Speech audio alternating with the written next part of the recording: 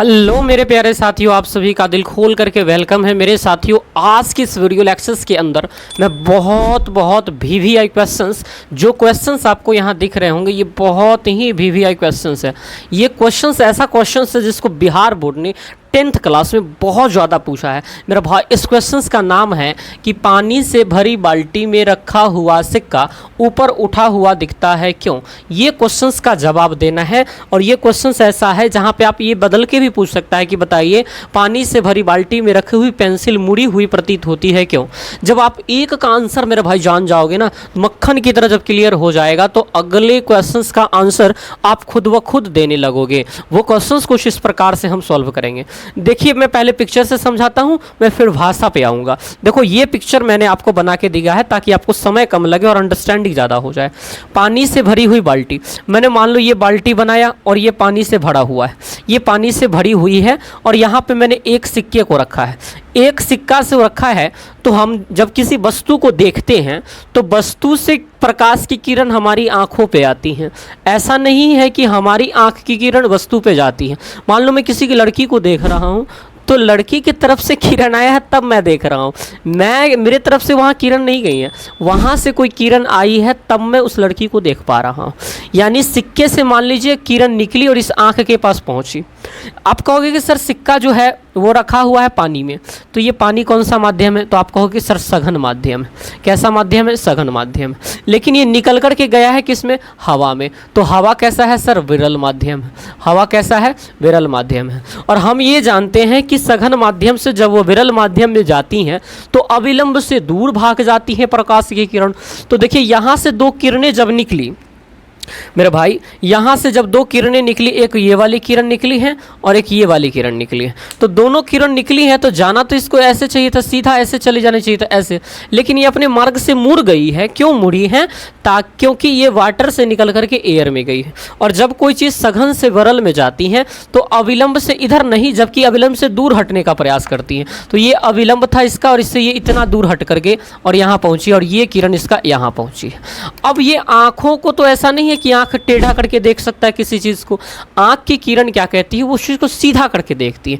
तो ये जो दो किरण इसके पास पहुंची, ये वाली किरण, एक ये वाली किरण, दोनों किरणों को आंखों ने पीछे किया तो यहाँ पे कुछ मिली, और जहाँ पे मेरे भाई मिल जाती हैं वो क्या बन जाता है? इसका इमेज बन जाता है। तो आंखों को ये नहीं लगेगा कि किरण यहाँ से आ रहा है, आंख को लग रहा है कि किरण यहाँ से आ रहा है। इसका मतलब सर इतना ऊपर उठ गया है सिक्का। सिक्का क्या हुआ है? अपने स्थान से इतना ऊपर फ्लैक्चुएट कर गया है, ऐसा प्रतीत हो रहा है, जबकि रियल में हमारा सिक्का यहाँ है। तो हमने क्या कहा है कि सघन माध्यम में रखा हुआ सिक्का, ये सिक्का कहाँ रखा गया है? सघन माध्यम में। से जब प्रकाश की किरण विरल माध्यम हवा में प्रवेश करती हैं, यहाँ से प्रकाश की किरण निकल करके कहाँ जा रही है? विरल माध्यम एयर में जा रही है। सघन माध्यम वाटर में रखा हुआ है, सघन माध्यम कोष्ठ में हम लिख सकते हैं वाटर। तो वाटर में रखा हुआ सिक्का से जब प्रकाश की किरण विरल माध्यम हवा में प्रवेश करती हैं तब वह अविलंब से दूर हटकर हमारी आंखों तक पहुँचती है। यहाँ से किरण निकली और निकलने के बाद जब वो एयर में गई तो एयर में जाने से पहले वो मुड़ गई और मुड़ करके कहाँ पहुँची? हमारे आँखों तक पहुँच गई। और जब हमारी आँखों तक पहुँचती हैं, जब इन किरणों को, ये जो दो आँखों तक पहुँची, इन किरणों को पीछे लिया जाता है, जब इन किरणों को पीछे लिया जाता है तब वह A1 स्थिति पर मिलती है। यानी किस स्थिति पर? पॉइंट पे मिलती है? A' पे। कहाँ मिलती है? A' पे मिलती है। और आँखों को ऐसा प्रतीत होता है कि किरण A' से आ रही है, लेकिन जबकि होता है यहाँ से, लेकिन आँखों ने प्रतीत कहाँ किया कि A1 से इमेज से फोटो आ रही है। और इस कारण से हम कह सकते हैं कि प्रकाश के अपवर्तन के कारण, अपवर्तन क्या होता है सर? जब प्रकाश की किरण एक माध्यम से दूसरी माध्यम से जाए और अपनी पथों से विचलित हो जाए तो इसे अपवर्तन कहते हैं। तो यहाँ ये ऐसे जा रही थी लेकिन ये ऐसे मुड़ गई तो इसे अपवर्तन कहते हैं। अतः प्रकाश के अपवर्तन के कारण सिक्का अवास्तविक स्थिति से ऊपर उठा हुआ प्रतीत होता है। इस बात को आप अपने भाषा में मैं आपको सिखाता हूँ कैसे लिखना है। देखो, जब पानी में रखा हुआ सिक्का से प्रकाश की किरण निकल कर के हवा में जाती है तो वो अविलंब, ये अविलंब है, ये अविलंब है, अविलंब से दूर हट करके हमारी आंखों तक पहुंचती हैं। हमारी आंखों तक जब ये किरण पहुंचती हैं तो इन किरणों को जब पीछे लिया जाता है, इन किरणों को बैकग्राउंड किया जाता है तो ये A' पे मिलती है और आंखों को ऐसा लगता है कि ये किरण A' से आ रही हैं। और ये घटना होती है प्रकाश के अपवर्तन के कारण। अतः हम कह सकते हैं कि पानी में रखा हुआ सिक्का अपनी स्थिति से ऊपर उठा हुआ दिखाई पड़ता है। इसका कारण है प्रकाश का अपवर्तन। प्रकाश के अपवर्तन के कारण रखा हुआ सिक्का ऊपर उठा हुआ प्रतीत होता है।